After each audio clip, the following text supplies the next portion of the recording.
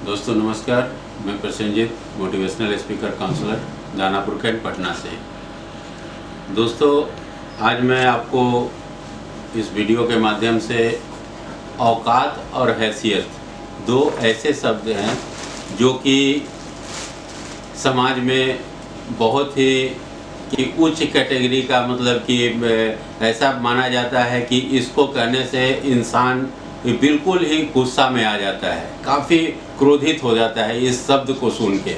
अगर कोई पूछ दे कि आपकी औकात क्या है या आपकी हैसियत क्या है तो हम लोग नाराज़ हो जाते हैं, हम लोग काफ़ी मतलब क्रोधित हो जाते हैं, कुछ भी करने के लिए तैयार हो जाते हैं। तो दोस्तों एक्चुअली होता है इसलिए है क्योंकि हम औकात और हैसियत इसकी भावना से परिचित नहीं हैं कि कोई अगर पूछता है कि आपकी औकात क्या है और हैसियत क्या है तो हम इसलिए नाराज़ हो जाते हैं कि ये शब्द जो कहता है उसकी भावना को हम समझ ही नहीं पाए या आज तक किसी ने समझाने की कोशिश नहीं करा कि औकात क्या है और हैसियत क्या होता है।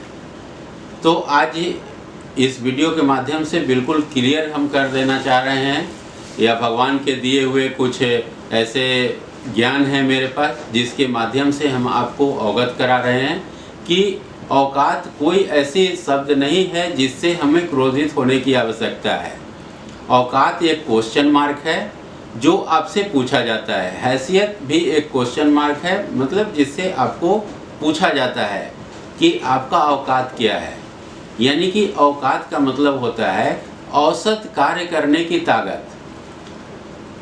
जब कोई आपसे पूछता है कि आपकी क्या औकात है तो हमें गुस्सा होने की कोई ज़रूरत नहीं, आप अपना औसत कार्य बता सकते हैं कि मेरी औसत कार्य करने की क्या ताकत है, मैं औसत कितना कार्य करता हूँ।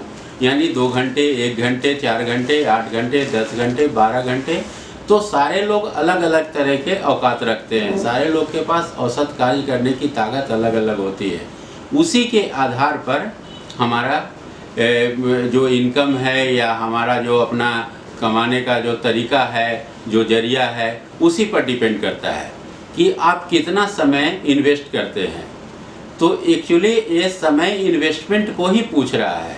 ये शब्द कहता है कि आप कितना समय इन्वेस्ट करते हैं, यानी औकात औसत कार्य करने की ताकत पूछता है। तो इसमें हमारी कोई नाराज़गी नहीं, हमें कोई भी गुस्सा नहीं होना चाहिए कि क्या पूछ रहा है, ये तो कुछ पूछ ही नहीं रहा है, ये तो सिंपल पूछ रहा है। क्योंकि इसको इंग्लिश में भी कोई इसका मीनिंग नहीं है कि औकात को क्या इंग्लिश में कहा जाए या हैसियत को इंग्लिश में क्या कहा जाए, ऐसा कुछ नहीं है।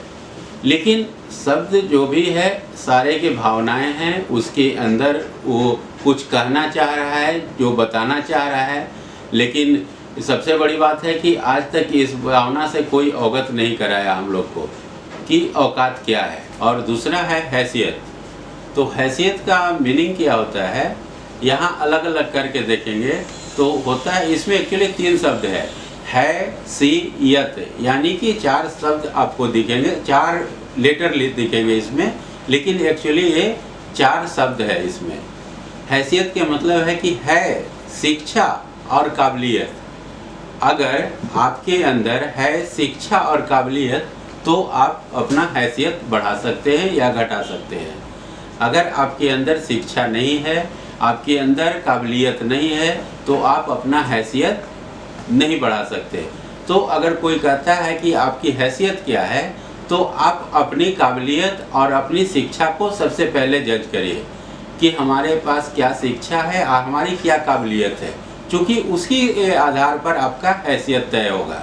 तो हैसियत भी कोई ऐसी भाषा नहीं है या ऐसा कोई चीज़ नहीं है जिस पे हमको नाराज़ होना है।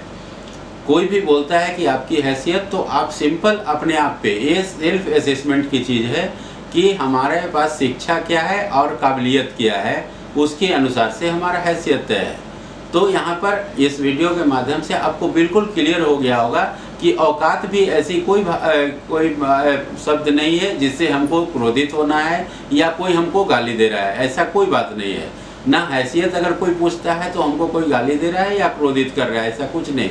एक जो है वो पूछ रहा है कि औसत कार्य करने की ताकत, औकात यानी औसत कार्य करने की ताकत। तो आप उसको ये बता दीजिए कि हम 2 घंटा काम कर सकते हैं, 4 घंटा काम कर सकते हैं, 8 घंटा, 12 घंटा, 14 घंटा, जो आपके कार्य करने की क्षमता है आप उससे उसको अवगत करा दीजिए। अगर हैसियत पूछता है तो हैसियत में सबसे पहले आप अपने आप को असेसमेंट कीजिए कि अगर है आपके अंदर शिक्षा और काबिलियत तो आप हैसियत को भी अच्छे से मैनेज कर सकते हैं। धन्यवाद।